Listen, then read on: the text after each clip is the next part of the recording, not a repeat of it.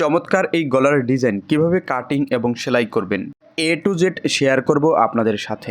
এর জন্য প্রথমে আমাদেরকে সামনের বডির পার্টে গলা কাটিং করে নিতে হবে। তো কাপড়টা এনিবে ভাঁজ থাকবে, আটকানো সাইড থেকে গলার ছড়ানোর 2 ভাগের 1 ভাগে একটা মার্জিন দিয়ে নিতে হবে। গলার ছড়ানো 7 ইঞ্চি 3.5 ইঞ্চিতে একটা মার্জিন দিয়ে গলার ছড়ানোর মার্জিনে ইঞ্চিতে বসিয়ে গলার ডিপ অনুযায়ী একটা দাগ দিয়ে নিতে হবে। গলার ডিপ দেবো 7 ইঞ্চি। গলার ছড়ানো এবং গলার ডিপ কোনাকুনিতে একটা মার্জিন টেনে নিতে হবে। গলার ডিপ থেকে আধা ইঞ্চি বাহিরের দিকে একটি দাগ দিয়ে দাগ বরাবর স্কেলে বসিয়ে একটা মার্জিন টেনে নিতে হবে।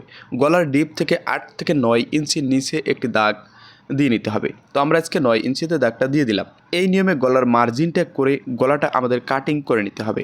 গলাটা কাটিং একেবারেই সহজ, একটু মনোযোগ দিয়ে দেখলে আপনিও পারবেন এই চমৎকার ডিজাইনের গলাটি কাটিং এবং সেলাই করতে।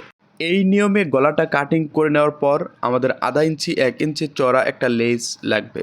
বডির পার্টের সোজার দিকটা উপরের দিকে রেখে লেসের সোজা দিকটা নিচের দিকে রেখে এই নিয়মে এক সমান করে একটা লেস সেলাই করে নিতে হবে।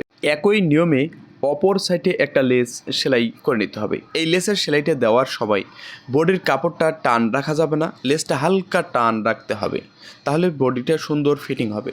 এরপর আধা ইঞ্চি পরিমাণ একটা পট্টি ভেঙে লেসের কাঁচা অংশটা ঢেকে একটি সেলাই দিয়ে নিতে হবে। লেসের সেলাই যেখান থেকে শুরু হয়েছে এই পট্টির সেলাই সেখান থেকেই শুরু হবে।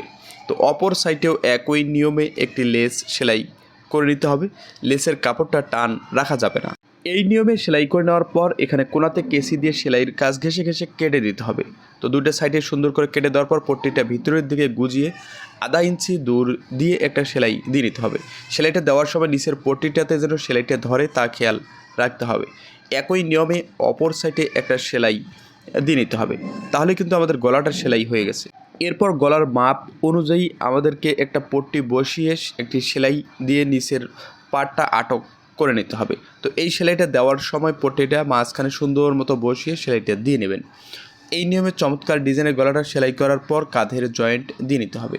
তো পিছনের পাটের সোজা দিকটা উপরের দিকে রাখবেন আর সামনের পাটের সোজা দিকটা নিচের দিকে রেখে এই নিয়মে কাঁধের জয়েন্ট দিয়ে নিতে হবে।